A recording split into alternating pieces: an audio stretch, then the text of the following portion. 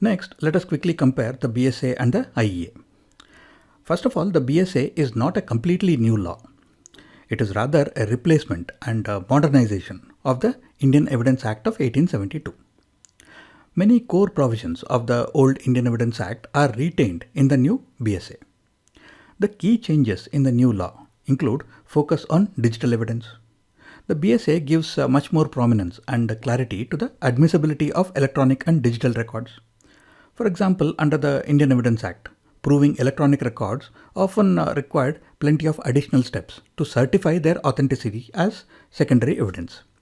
Whereas the BSA simplifies this by treating properly maintained electronic records as primary evidence, similar to physical documents.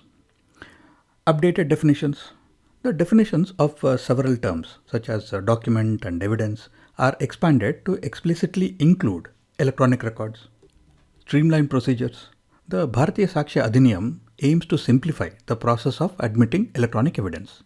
This is done through recognizing electronic evidence as documentary evidence and also by removing some of the requirements to confirm its validity. The next point is modern language. The language of the law is updated to be more contemporary and inclusive, and some of the old and outdated terms from the Indian Evidence Act, especially colonial terms such as Parliament of the United Kingdom, Provincial Act, London Gazette, Privy Council, Queen's Printer, and Her Majesty, have been removed. Also, terms like vakil, pleader, and barrister have been replaced with advocate. And terms like lunatic have also been replaced with more sensitive terminologies like a person of unsound mind.